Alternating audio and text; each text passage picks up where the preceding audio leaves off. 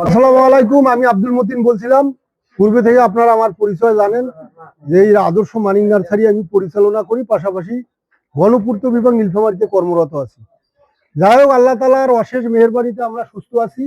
তা আজকে প্রতিদিনে বাইরের জেলা থেকে, যে বাইরের ডিস্ট্রিক্টে আমাদের প্রকৃতি প্রেমিক ভাইরা আমাদের নার্সারি আসেন পরিদর্শন করতে।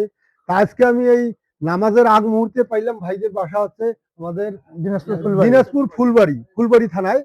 তো ওনারা আসলে গাছের প্রতি ওদের যে প্রেমটা, এটা যদি আপনারা ওদের সাথে কথা না বলেন বা সাথে না থাকেন তাহলে বুঝতে পারবেন না। মনে হয় যেন আমার নার্সারিটা পুরোটাই নিয়ে যাচ্ছে। মানে যদি জায়গা জমি বা সামর্থ্য থাকতো, মনে হয় যেন পৃথিবীর সকল গাছ ওনার বাসায় থাকতো। যাই হোক, ভাইদের পরিচয় নেই। ভাই, কি নাম আপনার? আপনি কি করেন?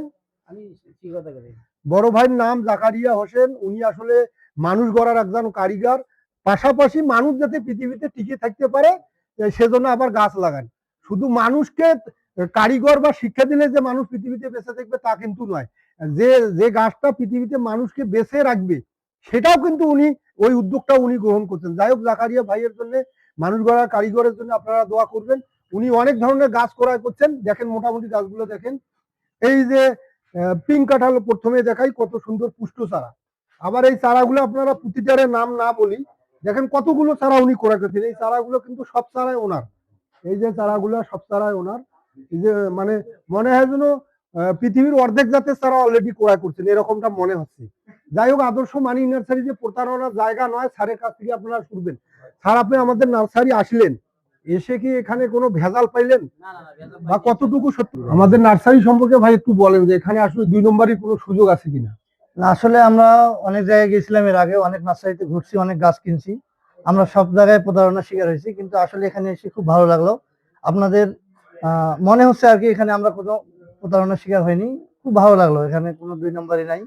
যে জাতের কথা বলছেন সবগুলো পাওয়া গেল, বা যেগুলো আমরা অনলাইনে দেখছি সবকিছু এখানে পাচ্ছি। খুব ভালো লাগলো, এসে সার্থক মনে হচ্ছে আর কি নিজেকে। যাই হোক, ভাইদের জন্য আপনারা দোয়া করবেন, আদর্শ মানিক নার্সারিতে আসবেন।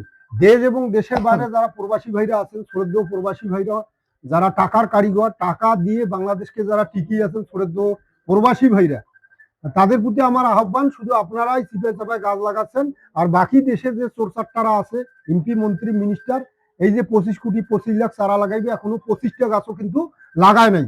আমাদের মহামান্য তারেক জিয়া সাহেব কিন্তু ঠিকই টাকা দিচ্ছেন বিভিন্ন প্রতিষ্ঠানে, কিন্তু তারা দেখা গেল যে 50,000 টাকা দিচ্ছে, 3টা চারা 300 টাকা দিয়ে কিনে লেগে 50,000 টাকা চারা লাগাইও। যাই হোক, এই জিনিসটা থেকে বিরত থাকবেন। আরে ভাই, অন্য জায়গায় চুরি করতেছেন করেন, মানুষ যে জিনিসটাতে পৃথিবীতে বেঁচে থাকবে সেই জিনিসটা লাগাইলে সমস্যা নাই তো। আপনি ব্রিজ বানাচ্ছেন 50 কোটি টাকা দিয়ে, ওটা 30 কোটি খাইবেন, ঠিক আছে, কিন্তু একটা গাছ 200-100 টাকা দিয়ে লাগাইবেন, এইটা যদি আপনারা না লাগান তাহলে পরবর্তী প্রজন্ম কিভাবে বাসযোগ্য পৃথিবী পাবে?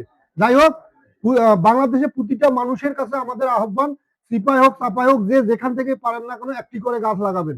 ধন্যবাদ সবাইকে। আসসালামু আলাইকুম।